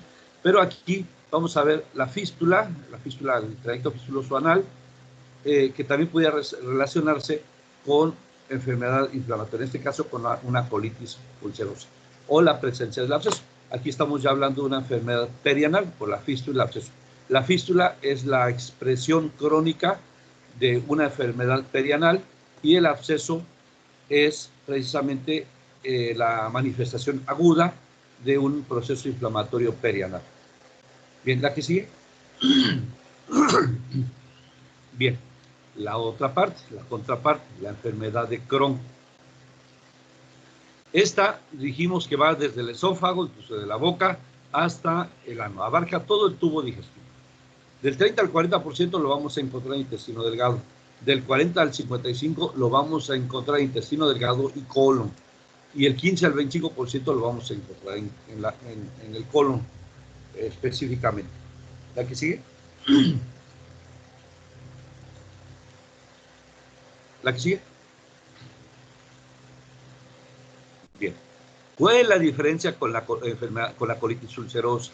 Aquí la lesión de la mucosa atraviesa toda la pared de la pared histológica intestinal. O sea, se echa toda la mucosa, su mucosa, la muscular y la serosa. Por consiguiente, ¿cuál es la patología de estas dos que más riesgo tiene de perforación o de hacer fístulas? Obviamente la enfermedad de Crohn, porque esta sí perfora toda la pared. Puede ser transmural, afecta toda la pared, y el mayor riesgo que vamos a encontrar es la presencia de fístulas, de asa, de asa vejiga, de asa colon, de asa ureteros, o en fases muy agudas, hacia peritoneo con datos de abdomen agudo que van a requerir una resolución quirúrgica. Vamos a ver como una forma de especies aftosas, el endoscopista me lo está dando, y un aspecto así como de empedrado. Aquí lo están viendo en la imagen, es muy diferente a la otra se ve como zonas polipoides. Aquí estamos viendo una enfermedad como si fuera calzado. La que sigue. La misma, reforzando, vamos a encontrar que la fisura se va a todas las capas histológicas de la pared intestinal. Entonces el riesgo de perforación es mucho más frecuente en la enfermedad de Crohn, o la presencia de fístulas es mucho más frecuente en la enfermedad de Crohn que en la colitis ulcerosa. La colitis ulcerosa, la lesión generalmente se localiza a la mucosa y a la submucosa. Hay que tener en cuenta estos dos elementos porque cuando ustedes toman biopsia o mandan la biopsia a estudiar, o el endoscopista toma la biopsia, el histopatólogo les va a decir, la lesión solamente llega hasta mucosa y submucosa. Es una colitis ulcerosa. La fisura o la lesión va más allá de la mucosa y submucosa. Entonces, ya estamos hablando de enfermedad de Crohn. Siempre hay que tener presente esta diferencia entre estas dos patologías. ¿La que sigue? Bien. Desde el punto de vista microscópico, pues va a ver, nos van a dar que hay granulomas no calcificantes. ¿La que sigue? Bien. ¿Cuáles son los síntomas de la enfermedad de Crohn? Pues datos de inflamación, dolor, puede haber un patrón, ya lo vimos, fibrótico obstructivo, a lo mejor sea su debut por un síndrome obstructivo, o puede haber datos de abdomen agudo. El patrón se hizo una fístula y hizo un proceso fistuloso, por ahí vamos a hablar del signo de la cuerda, palpan zonas induradas en el abdomen relacionadas con el intestino. No confundir con plastrones en especial, que es otra cosa. Va a haber síndrome de mala absorción. De hecho, en ambas hay síndrome de mala absorción, en enfermedad de colon ulcerosa y enfermedad de Crohn. Pero aquí es mucho más notoria porque abarca todo el tubo digestivo. Va a haber datos de estatorrea, síndrome diarreico y datos de fístulas, abdomen agudo o fístula que se comunicó de asa a asa. Puede haber datos de ileocolitis, dolor cólico, dolor que alivia con la defecación. Aguas con esto de nuevo, nos aparece por ahí en Roma 3, Roma 4, y nos puede hacer su debut o iniciar, o nos puede confundir con síndrome de intestino irritable. ¿Por qué? Porque los datos a veces se parecen. Nada más que el síndrome de intestino irritable, un dato de alarma es que no hay fiebre, y aquí sí hay fiebre o febrícula. Hay pérdida de peso, que es otro dato de alarma que hay que considerar, entonces no es síndrome de intestino irritable. Podemos empezar a palpar masas palpables en el abdomen, a veces hay ardor para orinar, es muy común encontrar esto a veces, principalmente con un proceso inflamatorio, o se acerca un proceso inflamatorio a la vejiga o a alguno de los ureteros, y el signo de la cuerda. Vamos a tocar bolitas, como si hubiera bolitas o tumores o plastrones en lo que es el abdomen. ¿La que sigue? Bien. Se va a acompañar también de patologías perianales, puede haber de la incontinencia, puede hacer su debut con una hemorragia, síndrome de sangrado intestinal alto o bajo, datos de estenosis, fístulas de nuevo y abscesos. Acuérdense que íbamos hablando ya de enfermedad perianal en su expresión aguda o crónica. Náuseas, vómitos, dolor, la gastritis negativa, Helicobacter pylori también es un dato que considerar, o puede datos de cuadro obstructivo por lo comentado. Muy bien, imagínense una fístula de estómago a duodeno. Esto pues, prácticamente se habla de un proceso bastante comprometido, grave, donde el tubo, el camino normal, que sería el duodeno, aparte de eso, tiene otro hoyo que comunica el estómago con el duodeno. Por supuesto, las reacciones bioquímicas que se llevan a cabo en el duodeno pues, están alteradas. ¿La que sigue? Bien, nuevamente, laboratorio, método de la sedimentación, hipoalbuminemia, anemia y leucocitosis. La pregunta que les haría, ¿qué me indica esto? Pues prácticamente me está hablando de un proceso inflamatorio nuevamente. En sí no me están diciendo o apoyando un diagnóstico en especial. ¿La que sigue? Bien, ¿cuáles son las complicaciones? Dijimos que la enfermedad de Crohn, la presencia de fístulas es lo más común. ¿Por qué? Porque pues, atraviesa toda la, insisto mucho, en la enfermedad de Crohn, la lesión, la fístula, atraviesa toda la pared intestinal. Va a dar datos de peritonitis, megacolon, obstrucción, síndrome de mala absorción, que ya lo conocen, y la enfermedad perianal grave. La enfermedad perianal grave en su expresión aguda o en su expresión crónica, que en su momento platicaremos cuando estemos viendo esa zona. ¿La que sigue? Bien. Nos mandan algunas clasificaciones. Anoche que estuve revisando la bibliografía para todo esto, encontré un montón de clasificaciones. Inclusive en el archivo de esta plataforma subí una revista, bueno, es latinoamericana, un acta latinoamericana del 2019. Tiene un montón de clasificaciones para ver tratamiento y ver clasificaciones de la enfermedad inflamatoria intestinal. Obviamente hablan de las dos variantes, de Crohn y de Cushing. Para la enfermedad de Crohn tenemos una de la de París en comparación con la de Montreal, que es la que se usaba anteriormente. Actualmente están, perdón, la de Montreal es la que se usaba anteriormente, la de París es la nueva, relativamente nueva, la empecé a ver por el 2013, no es tan nueva, pero en México pues apenas la van a empezar o la empiezan a afectar, pero es muy útil. Nos están haciendo la comparación entre las dos. Eso lo vi anoche, que empecé a revisar todo esto. Entonces, lo puse como una referencia. A ustedes les va a tocar muy seguramente manejar París. Acuérdense que París también se aplica mucho en niños, pero es útil en cualquier edad. ¿La que sigue?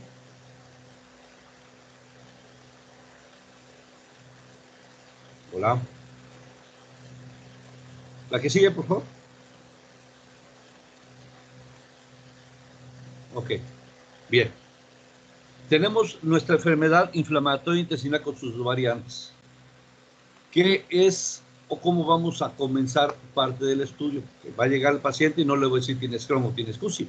Muy seguramente le voy a decir tienes síndrome intestinal irritable, parece ser un síndrome dispépsico, parece ser otra cosa, y no voy a pensar de primera intención, seguramente no voy a pensar que estoy ante una enfermedad inflamatoria intestinal, pero sí tengo que tomar o tener la sospecha.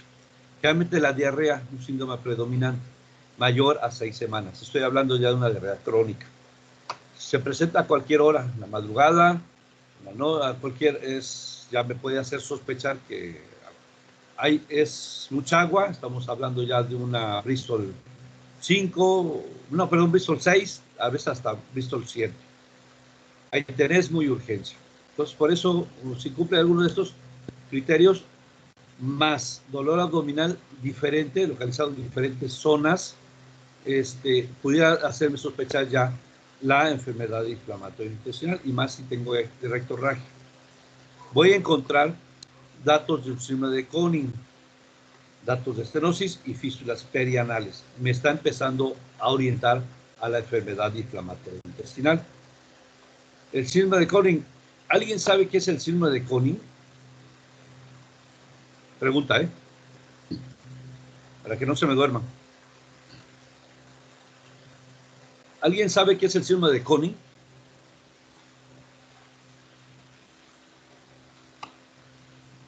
Ya, seguramente lo están buscando en Google. No, doctor, no sé, la verdad. Sí lo estaba buscando. Sí, me imagino. Miren, aquí se los puse. Es el síndrome de válvula ileocecal o válvula ileocecal ineficiente. O sea, no sirve o puede dar datos de obstrucción a nivel de la válvula ileocecal. Algo está pasando en la válvula ileocecal que produce una especie de cuadro oclusivo o semioclusión intestinal. Incluso a veces hasta lo llegamos a llegar a palpar. Hay una especie como de plastrón que nos puede confundir muy seguramente con un cuadro apendicular. Entonces hay que tener en cuenta siempre este proceso, el síndrome de Koenig. Muy bien, ¿la que sigue?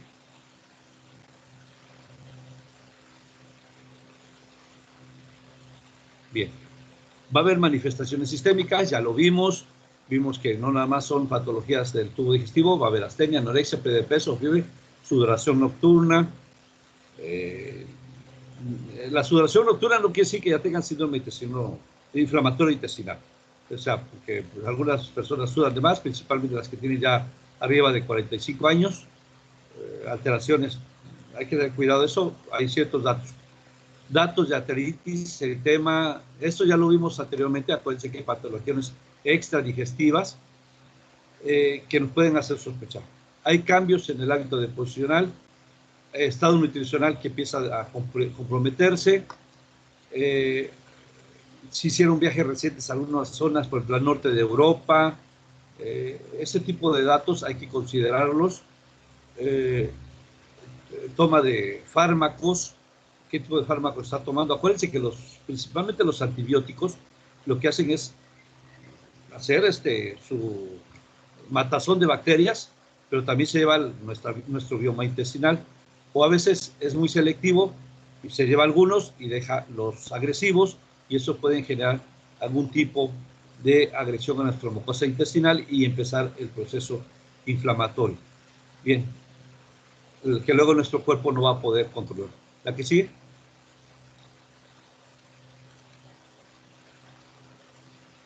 ¿Qué es lo primero que voy a hacer? Pues prácticamente la endoscopía. Aparte de sus exámenes de laboratorio, de rutina, VH, química sanguínea, todo lo que ustedes ya saben, voy a mandarlo a que me haga una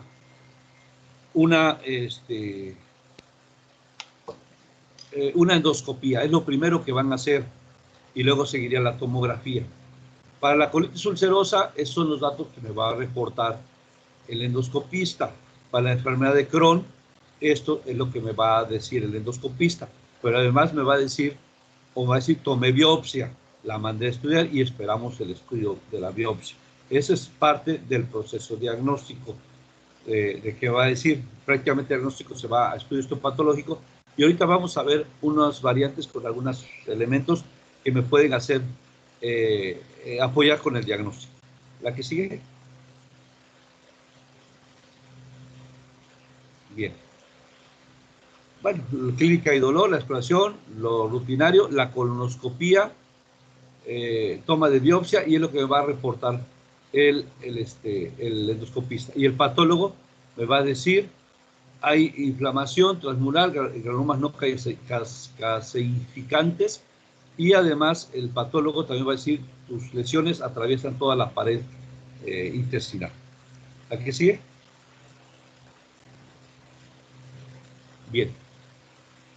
Esta es una presentación, creo que viene en la acta de latinoamericana de gastro, con suplemento especial del 2019, que ya lo subí a la plataforma. Me parece que ahí lo vi. ¿Cómo comienzo mi protocolo? Bueno, sospecho, hay que tener siempre la presentación, le hago la colonoscopia con biopsia, también está indicado un tránsito varitado de intestino delgado. Debemos considerar la endoscopia digestiva alta con biopsias, no nada más es por abajo, también por arriba. Acuérdense que la enfermedad de Crohn va desde el esófago, el estómago, boca prácticamente, hasta el ano. Si hay presencia de granulomas no calcificantes, prácticamente me está empezando a sospechar o a decir lo que es la enfermedad de Crohn. Entonces utilizo la clasificación de Montreal o París, que ya se las presenté anteriormente o las expusimos anteriormente. ¿Hay evidencia radiológica o endoscópica de estenosis del intestino delgado? Todos son parte de las preguntas que tengo que hacerme para ir estableciendo el diagnóstico. Si hay, bueno, prácticamente estoy hablando de la enfermedad de Crohn. Acuérdense que el Crohn va desde el esófago, de la boca prácticamente hasta el ano. La siguiente pregunta, en caso de que sea negativo, ¿hay evidencia de fístula perianal? ¿Sí o no? Si es sí, pues ya saben que enfermedad de Crohn. No, bueno, vemos datos de empedrado. Todos estos datos me los va dando el endoscopista. Fíjense bien que son casi 10, 15 pasos los que tengo que ejercer para establecer el diagnóstico de colitis ulcerosa y o enfermedad de Crohn. Entonces, y cada uno de los pasos van siguiéndolo de acuerdo a esta situación. Me parece, por eso se los expuse, porque me parece muy práctico para un médico de primer contacto, y eso lo pueden hacer ustedes. A lo mejor ya, si hay complicación o algo, a lo mejor ustedes ya no le pueden echar tanto la mano, pero el diagnóstico, que es la obligación de ustedes, llegar al diagnóstico, pueden seguir estos pasos muy útiles, se ve muy práctico, muy operativo, y pues no se me hizo difícil para que ustedes lo pudieran aplicar bastante bien. ¿La que sigue? Bien. ¿Cuáles son las diferencias entre una colitis ulcerosa y una enfermedad de Crohn? La clínica, bueno, ya estamos viendo la diarrea en ambas, con ciertas características. En la enfermedad de Crohn a lo mejor nos topamos con una tumoración o nos hace sospechar que hay presencia de tumores abdominales. No, acuérdense que ya que estoy haciendo diagnósticos diferenciales, a lo mejor estoy sospechando que pueda tener un tumor. Más adelante viene una presentación, una diapositiva con diagnósticos diferenciales. El endoscópico ya los hemos estado comentando, se los dejo ahí para que al rato, con la tranquilidad de su casa, pueden revisar la presentación, incluso profundizar más en estos conocimientos. El estudio histopatológico y algo importante, los marcadores serológicos. Los marcadores serológicos tienen ¿cómo se llama? Importancia especial. El anticuerpo, no, lo vamos a ver ahorita. La que sigue. El no. La que sigue. Bien. Ahorita vamos a ver los anticuerpos, que viene en una presentación porque hay que incidir en eso. Actualmente de lo más útil del protocolo para diagnosticar colitis ulcerosa y enfermedad de Crohn. Esos son datos clínicos también, los pueden revisar con más tranquilidad más adelante. La que sigue.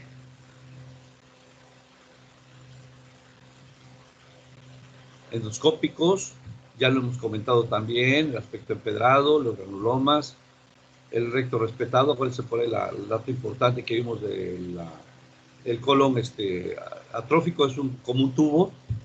Radiológicos, van a pedir un colon por enema, también es parte del protocolo, y les van a dar estos datos importantes que consideran el fármaco. Al pedir un colon por enema, pues va a estar más afectado el colon. ¿La que sigue? Bien. La endoscopía, hay varias clasificaciones de la enfermedad de Crohn, estamos hablando con la Comisión de Montreal.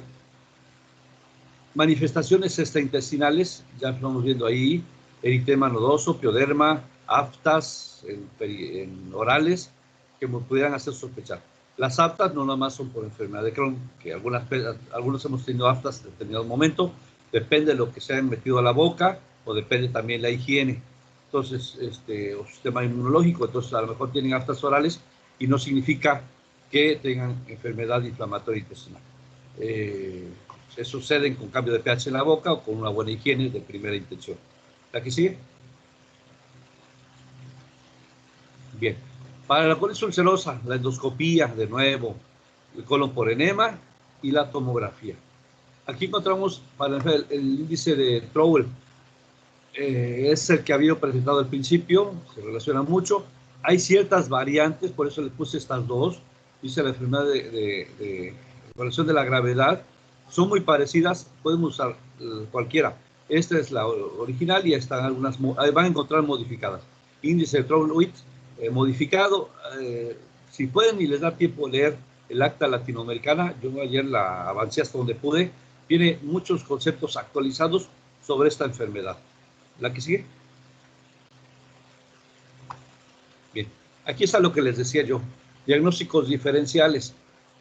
Hay varias causas. Vamos a empezar con las infecciosas, que pueden ser bacterianas, una infección por salmonela, shigella. Todos estos bichos que ven aquí pudieran tomarse en cuenta mediante un coprológico, mediante un citológico de materia fecal, buscar datos de micobacterias, entre ellos el tuberculoso, y acuérdense el Mycobacterium avium, como generar algún tipo de epidemia, pandemia, y no dudo que más adelante por aquí vaya a aparecer el COVID, en alguno de estos datos, el virus.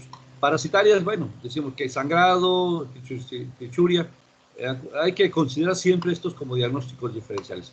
Los hongos tampoco pueden ser la excepción. ¿La que sigue? Tengo que hacer también diagnóstico diferencial con enfermedades no infecciosas. La enfermedad diverticular, la apendicitis, que son de lo que más nos puede llegar a confundir. A lo mejor estoy queriendo decir o demostrar que es un síndrome intestino inflamatorio o enfermedad inflamatoria intestinal, y estoy nada únicamente ante una enfermedad diverticular o un divertículo. Todos estos son lo que tengo que dar. Busquen qué es el síndrome de Behçet. No lo recuerdo ahorita. Behçet. Chéquenlo por favor.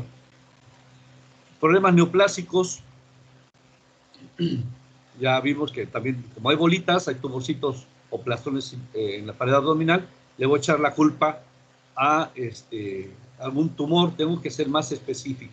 La tomografía me va a ayudar bastante, incluso los marcadores tumorales. Y no considerar siempre algunos productos farmacológicos y químicos. Aquellos que acostumbran a comer alimento adornados con oro, en Dubái, por ejemplo, pues pueden llegar a simular una enfermedad inflamatoria intestinal. Los adictos a la cocaína, pues también es otra situación especial. ¿La que sigue? Bien, aquí lo que les decía yo, los marcadores serológicos. Eso actualmente está tomando mucha relevancia. Como ven, son o están muy elevados o más altos en la colitis ulcerosa. Es el ANCA y el ASCA y el GAP. Estos marcadores están muy elevados o elevados en la colitis ulcerosa. Se los puedo pedir al laboratorio. Por eso es que les digo que el diagnóstico ustedes lo pueden hacer, no le tengan miedo al diagnóstico para este tipo de enfermedad. Le piden el endoscopista, le piden la biopsia, le piden los marcadores serológicos, pero hay que especificarle al laboratorio lo que quieren, porque si no le van a dar marcadores serológicos de lo que se les pegue la gana. Y van a ver que están muy más altos en la colitis ulcerosa en relación a la enfermedad de Crohn. Entonces, consideren esta posibilidad, están muy elevados, muy seguramente están considerando ya una colitis ulcerosa. Eso con el estudio histopatológico les dice el patólogo que la lesión no atravesó todas las capas del intestino, nada más está localizado en mucosa y submucosa, pues prácticamente ya tienen su diagnóstico para la colitis ulcerosa. Muy bien, la que sigue. Bien. Tenemos que dar un tratamiento. Recuerden que es un proceso inflamatorio que no podemos controlar, que nuestro cuerpo no puede controlar. Entonces, ¿qué tengo que hacer? Pues darle medicamentos de intención intrainflamatorios. Pero si le voy a dar a Inés, a lo mejor puedo exacerbar el cuadro. Lo primero que tengo que hacer es tratar de buscar la remisión, dar una mejor calidad de vida, porque la calidad de vida de nuestros pacientes es complicada. Utilizar medicamentos que tengan baja toxicidad. Y obviamente son pacientes que están desnutridos, ya son pacientes crónicos con una mala absorción ya muy comprometido, cuadros diarreicos, entonces van a llegar con cierto grado de desnutrición. Entonces vamos a tratar de reforzar. Aquí sí se puede usar la dieta polimérica, siempre y cuando tratando de... La polimérica es oral, tomada, apoyar con la oral. Acuérdense que aunque sea un cachito de intestino que tenga sano, lo debemos de usar. Debemos de priorizar la alimentación enteral sobre la alimentación parenteral. Bien, la que sigue.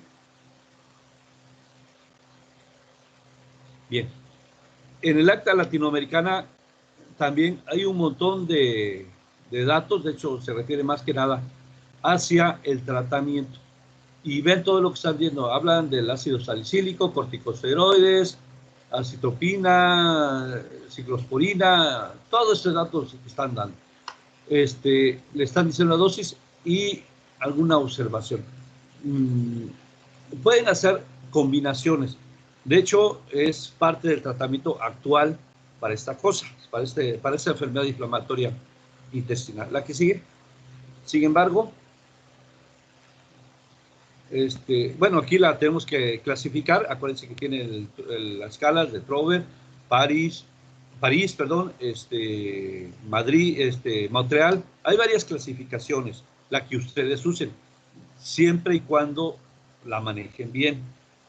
Usen la que ustedes quieran. La más usada es la de Trow, es la más usada. Aunque actualmente ya hay otras que están tomando relevancia. La clasifican y pueden empezar a hacer esquemas de esto. Ya aquí si tienen opción de derivarlo, mejor ya una vez que establecieron el diagnóstico, derivarlo con gastroenterología, derivarlo, que es el ideal, el gastroenterólogo para manejar este tipo de patología.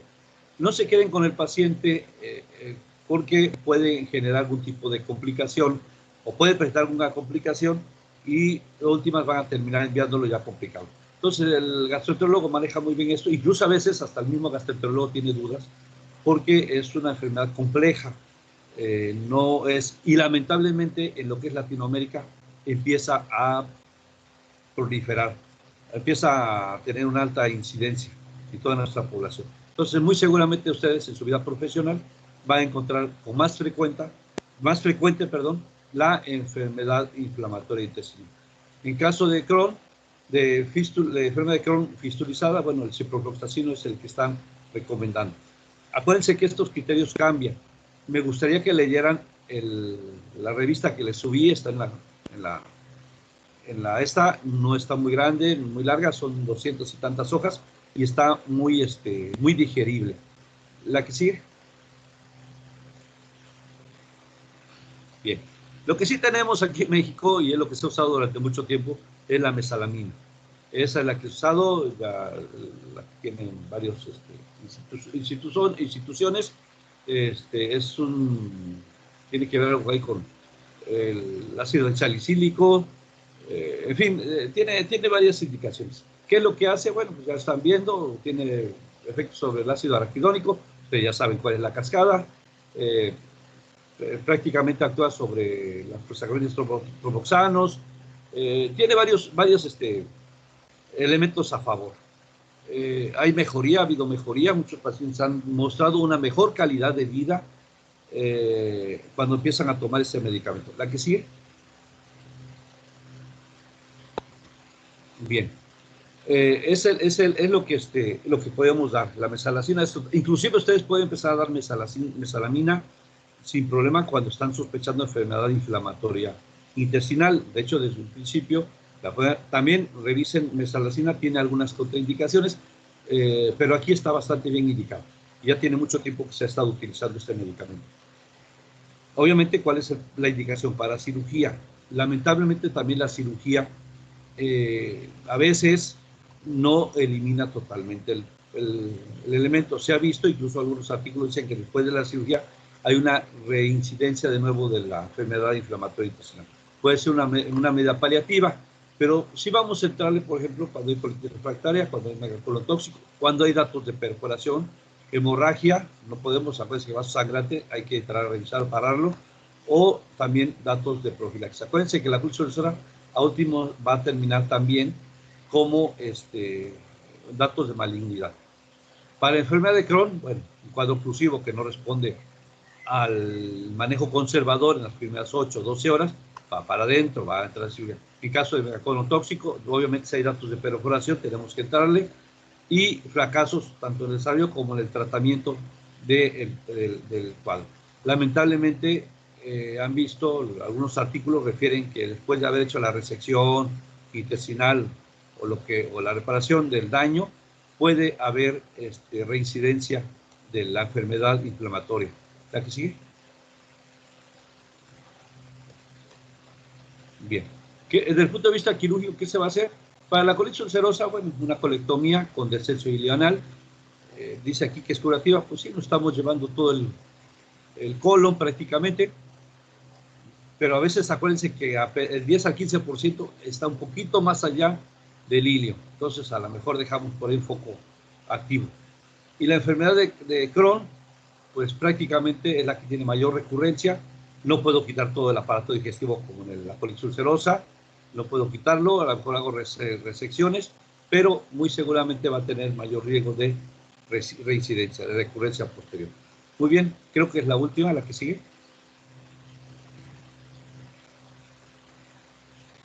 ¿Sí? ¿La que sigue? Bien, sí, efectivamente es la última. Pues abrimos un poco de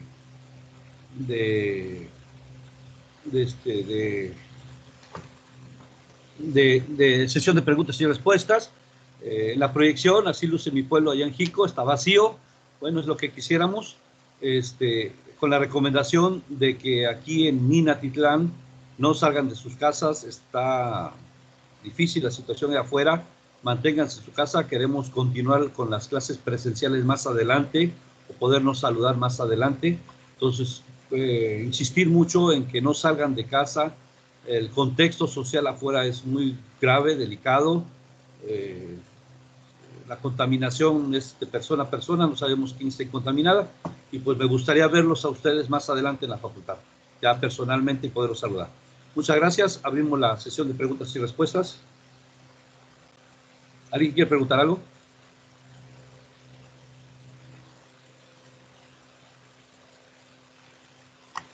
Hola.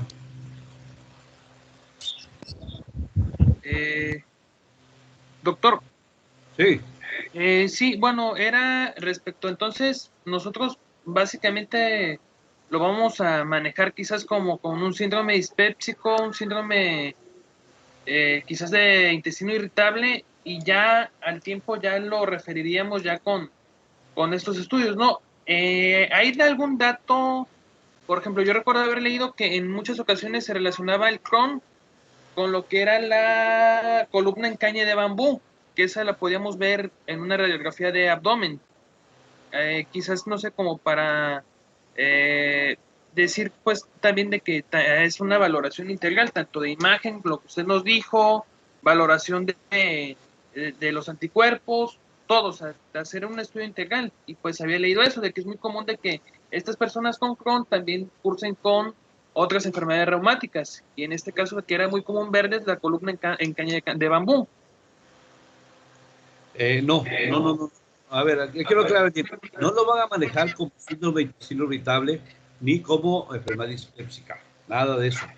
El paciente puede simular esos cuadros. De hecho, el abordaje puede ser a través de un protocolo de síndrome de intestino irritable o una enfermedad dispépsica.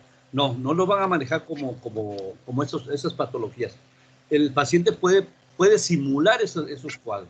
Mi obligación es ir un poco más allá. Ahí sí hay que aclarar muy bien ese tipo de conceptos. Sospecho, acuérdense que el síndrome dispépsico tengo que investigarlo. O sea, acuérdense que el síndrome dispépsico investigado y no investigado. Tengo que revisar y tengo que ponerle apellido al síndrome dispépsico. El síndrome de intestino irritable, por consiguiente, hay ciertos datos, me da los criterios de Roma 4, me sugiere, me dice cómo voy a hacer el diagnóstico de síndrome de intestino irritable. En su momento platicaremos síndrome. Y también me dice que hay datos de alarma. Aquí va a haber datos de Roma 4, Roma 3, Roma 4, pero hay datos de alarma. Por lo tanto, ya no es un síndrome de intestino irritable. Obviamente se acompaña de patología extradigestiva, como ahora sí tú bien lo dijiste. Hay manifestaciones inflamatorias dermatológicas, reumatológicas, en fin, de ahí que se pueda asociar. Hay enfermedades perianales, la enfermedad perianal también se puede acompañar de la enfermedad inflamatoria intestinal. Entonces, sí me va a dar ciertos datos que me hacen sospechar. ¿Qué tengo que hacer? Ahí les pasé un cuadro de varios puntos, muy marcado, muy operativo, para que ustedes puedan ir descartando la enfermedad inflamatoria intestinal. ¿Qué es lo primero que van a hacer? Los exámenes de laboratorio. Pueden pedir ahí los serológicos, el NOD, el GAP, para que los puedan orientar, y inmediatamente va hacia un colon, hacia una endoscopía con toma de biopsia, o hacia un colon por enema. El colon por enema, unos datos importantes que vamos a encontrar es el colon en tubo, que muy seguramente es al que te refieres, un colon como si fuera una especie de colon alargado, acortado como un acordeón, así, se ve un tubo prácticamente, se ven las austras, y de repente parece que hay una especie de tubo en el colon, o le decimos colon entubado, así le decimos, tú le dijiste, creo que en caña de bambú. Son diferentes conceptos, eso lo vamos a ver en colon por enema. Entonces eso me hace me hace suponer que estoy ante una enfermedad inflamatoria. Si es en el colon, muy seguramente estoy ya empezando a sospechar una colitis ulcerosa crónica. Si combino el aspecto endoscópico, el radiológico, la biopsia, que me está diciendo, acuérdense que la colitis ulcerosa no perfora todas las capas histológicas, y parte del cuadro clínico, muy seguramente puedo llegar al diagnóstico. Y ahora sí, puedo empezar un tratamiento. Lo más común que empiecen con mesalamina, que es lo que más se usa, y ustedes lo pueden administrar. Lean algo sobre farmacología de la mesalamina, les va a estar muy interesante también, indicaciones, dosis y todo eso, les va a ayudar bastante. Entonces no confundan, por favor, enfermedad inflamatoria intestinal con síndrome de intestino irritable, no confundan con enfermedad, con síndrome dispépsico, o trastornos motores también, que a veces nos llega un trastorno motor. Tenemos que ser un poco más, ¿cómo les diré? Un poco más insidiosos al estar estudiando a mi paciente. Y como tú bien lo dijiste, un apoyo o un estudio integral que comienza con una muy buena historia clínica y una muy buena exploración. Muy bien, No sé si contesté tu pregunta. Sí, doctor, muchas gracias. Bien, ¿alguna otra pregunta? ¿Comentario? Bueno, yo también había leído algo acerca de eso. También mencionaba que pues había presencia a veces de fístulas pulovesicales en algunos casos, en los varones, incluso hasta fístulas vaginales. De hecho, pues podía haber presencia, si había una fístula vesical, podía haber presencia de fecaluria en la orina. Y de hecho, hace mucho tiempo vimos un caso muy parecido con usted, doctor, que de un chavo que trató así como esos problemas. Es correcto, parece que la presencia de fístulas la vamos a encontrar más en la enfermedad de Crohn que la colitis ulcerosa, aunque también se presentan. Y efectivamente podemos encontrar fístulas de asa vagina, asa útero, asa uretero, a cualquier otra cavidad. Lo vamos a encontrar muy seguramente. Acuérdense que hay otra enfermedad también que hace muchas fístulas, que es la enfermedad diverticular. La enfermedad diverticular también tiene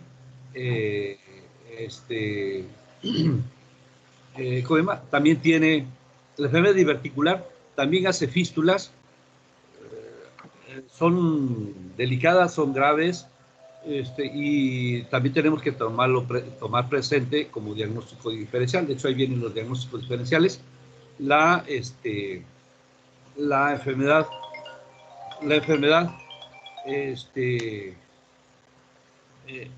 ahorita le devuelvo la llamada, maestro.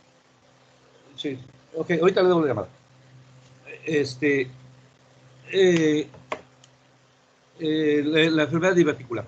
Esa enfermedad diverticular también nos puede confundir a veces con la enfermedad inflamatoria intestinal. Nada más hay ciertos protocolos que seguir. Ambas patologías, tanto la enfermedad inflamatoria intestinal como la enfermedad diverticular, a veces se ponen bastante agresivas, se complican, son bastante agresivas y pues hay que ir viendo protocolos, revisar, actualizar muchas veces nuestros conocimientos sobre este cuadro. Bien, ¿alguna otra pregunta?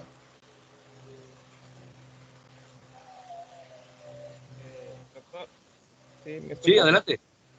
Con respecto a su experiencia, ¿con qué frecuencia ha llegado a detectar estos padecimientos? Mire, a nivel privado, pocos, en realidad ha habido pocos. A nivel, también depende a veces la institución. A nivel de Pemex sí ha habido más frecuencia, se ve más seguido a nivel de Seguro Social. Mi hospital, pocas veces encontramos enfermedad inflamatoria, sí hay Crohn, los hemos hospitalizado, también colitis ulcerosa, aunque no muy frecuente, pero sí al menos van encontrando 2 o 3 al año en nuestra actividad profesional.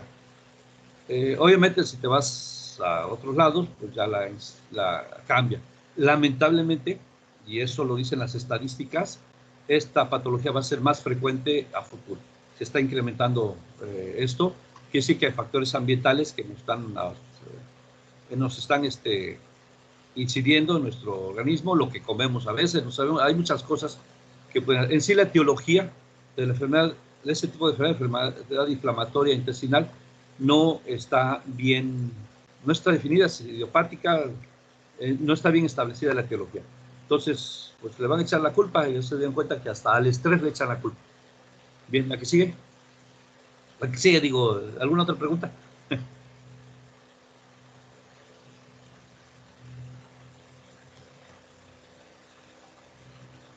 ¿Nadie?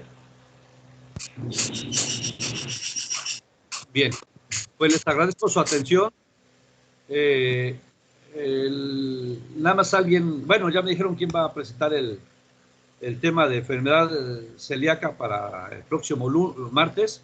Yo voy a tener preparado otros 2 o 3 temas por acá, muy seguramente van a ser enfermedad diverticular y síndrome de intestino irritable. De hecho, ya se dan cuenta, ya empezamos a hablar de colon. El primer expositor es precisamente enfermedad celíaca, que es la que empezamos con la primera exposición. Bien, muchas gracias por su atención. Gracias, doctor.